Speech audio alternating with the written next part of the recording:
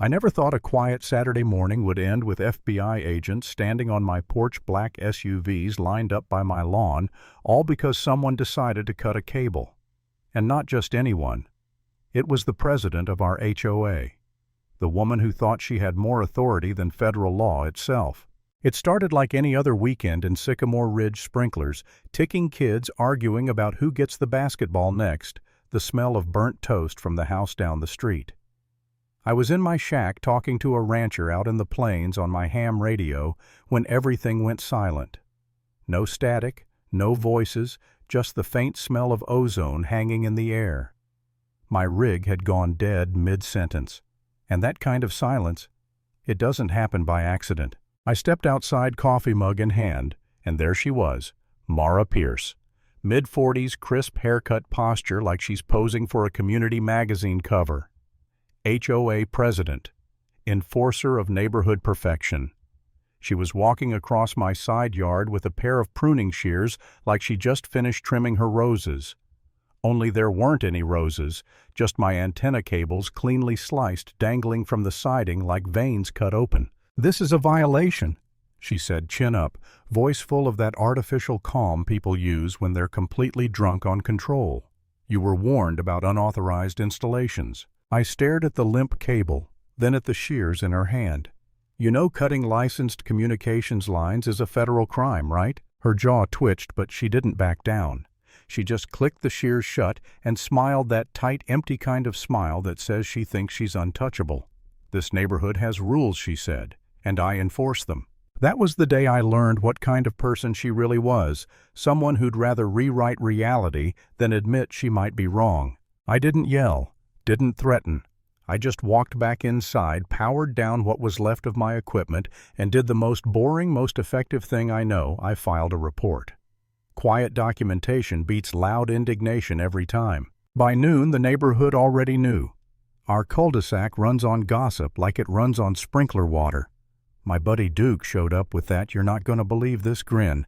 "She's at the pool bragging she cut your spy cables," he said. "Apparently you were sending secret signals to China about garage doors." I laughed, but there was a pit in my stomach. Because people like Mara. They mistake fear for leadership, and fear spreads faster than the truth. 2 days later, 3 black SUVs rolled up to the curb like they'd rehearsed it. Federal agents, polite, professional, the kind who don't waste words. They flashed badges, asked to see my setup, and I said sure. I had nothing to hide. When we got to the side yard, one of them looked at the snipped cables, then at me. Then they traded that silent glance professionals use when they already know exactly what happened. We were still standing on my porch when Mara came walking over, drawn by curiosity she couldn't resist. One of the agents turned and asked, "Ma'am, did you tamper with this resident's communications equipment?" Her face flickered through every stage of denial in 5 seconds. Shock, indignation, fake innocence, then that same frozen smile. "Those wires violated community covenants," she said, like bylaws somehow outranked federal statutes. The agent didn't even blink. "Ma'am, cutting federally licensed communication lines is a violation of federal law." For a second I thought she might actually faint. They didn't arrest her, that's not how it works, but they made their point. And when they left, the whole street seemed to exhale. I figured that'd be enough to scare her straight. I was wrong. 3 mornings later, a stapled packet landed on my porch, Emergency Community Safety Directive. My antenna was now a health hazard, and I had 7 days to remove it or face escalating enforcement. I laughed, then started taking photos. Documentation. Evidence. Because arguing with Mara was like throwing a spaghetti dinner at a fan. No matter what you said, you'd just end up covered in her nonsense. The HOA group chat exploded. People said my transmissions made baby monitors babble and garage doors open by themselves. Someone even said I was messing with pacemakers. I wanted to reply with a long paragraph starting with, "That's not how any of this works," but instead I called Cal the guy I run storm nets with. "Don't argue," he said. "Just log everything and breathe." So I did, even when I came home to find bright orange survey flags poked all over my lawn like some toddler's treasure map. A city crew told me the HOA had requested a utility inspection for unauthorized underground lines. My cables were above ground. That didn't matter. The point wasn't truth, it was leverage. Then came the noise complaint. A deputy knocked on my door one Saturday. You could tell he felt stupid before he even spoke. I showed him my logs, the decibel readings, the permit. He nodded. "You're fine," he said, and looked down the street toward Mara's house. "We'll mark it closed." She was standing outside, watching, arms crossed, eyes blazing with that righteous fire of someone who can't stand being told no. And she was right about one thing: it wasn't over.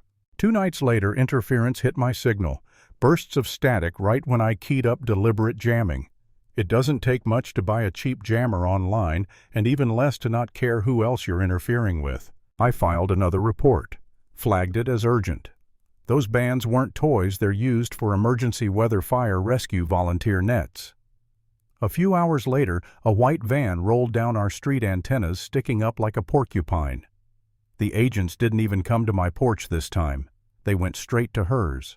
I watched from my steps as they waved a handheld analyzer glowing bright red pointing directly at her house. They explained calmly what she'd done and what would happen if it continued. You'd think that would be the end of it. But people like Mara don't quit, they evolve. The next morning there was a plywood sign hammered into my lawn. "Danger, illegal radio station, health risk." She'd staked it deep like she owned the dirt beneath my grass. 2 hours later, I got a letter in my inbox from concerned residents demanding immediate removal of my hazardous equipment.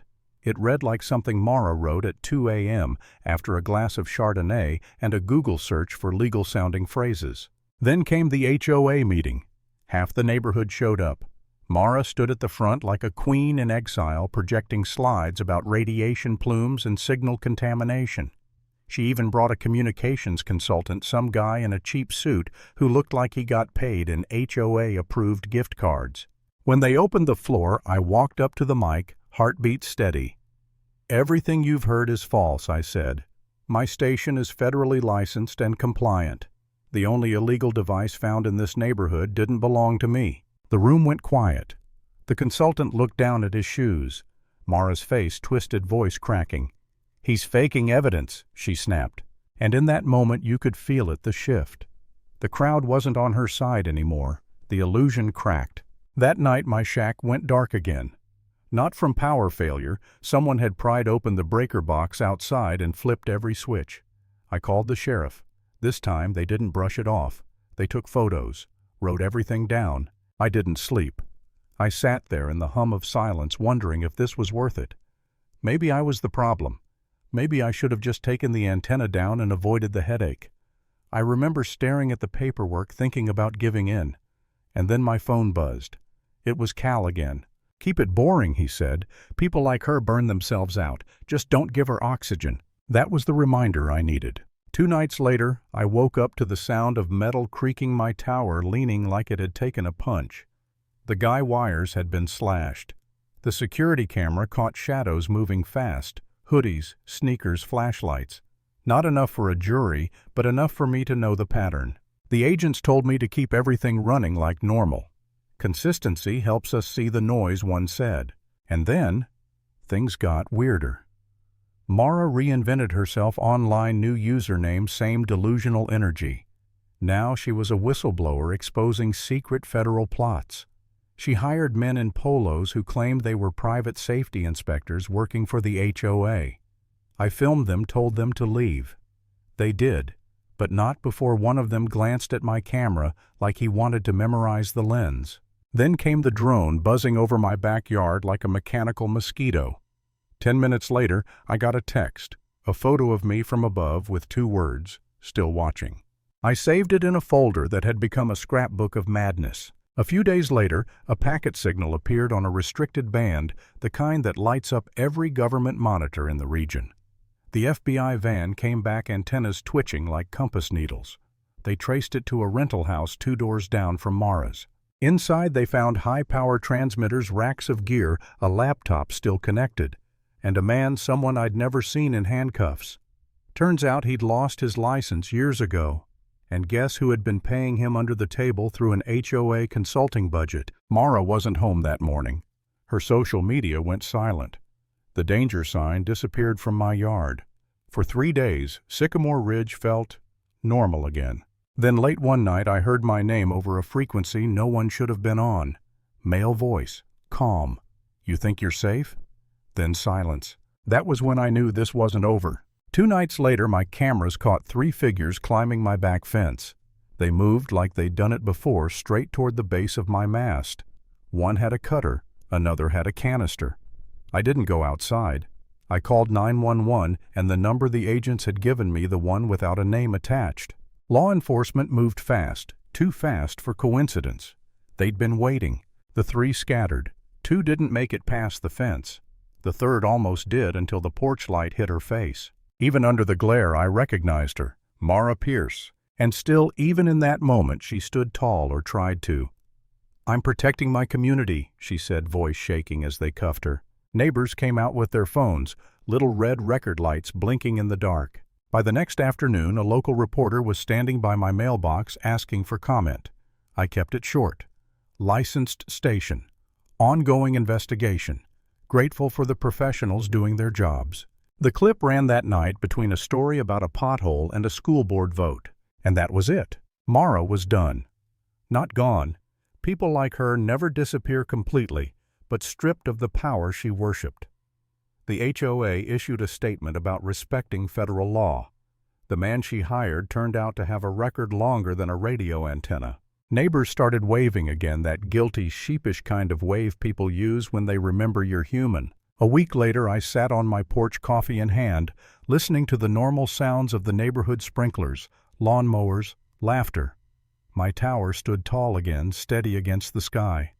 Duke walked over with a beer. "You won," he said. I shook my head. "No," I said. "I just didn't lose the way she wanted." He nodded, and we sat there watching the sunlight catch the wires like quiet lines of victory. And that's when it hit me. The one thing I'd learned through all of it: power without accountability isn't authority. It's theater, loud, fake, and fragile.